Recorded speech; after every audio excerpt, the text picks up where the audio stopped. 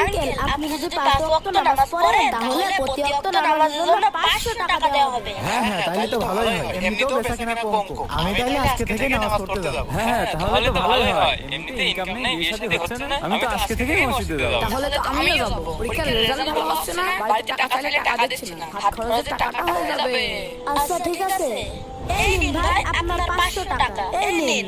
আর এটা আপনার। তোমার কষ্টের জন্য টাকাগুলো ওদের দিয়ে দিলে, কিন্তু ওরা তো টাকার জন্য নামাজ পড়ছে, আল্লাহর জন্য নয়। চাচু, আপনি অপেক্ষা করুন, দেখুন না কি হয়। আচ্ছা ঠিক আছে, চলো। ঠিক আছে। ভাই আসসালামু আলাইকুম। ওয়ালাইকুম আসসালাম। ভাই আপনারা? ভাই আমরা টাকা ফেরত দিতে এসেছি। কেন ভাই, আপনারা কি নামাজ পড়া ছেড়ে দিচ্ছেন নাকি? না ভাই, আসলে বিষয়টা তা নয়। আমি যেদিন থেকে নামাজ পড়া শুরু করেছি সেদিন থেকে আমার ব্যবসা অনেক উন্নতি। আর আমি নামাজ পড়া শুরু করার পর থেকে অনেক ভালো ভালো জায়গা থেকে আমার কাছে সম্মান আসছে। সকল সমস্যার সমাধান নামাজ।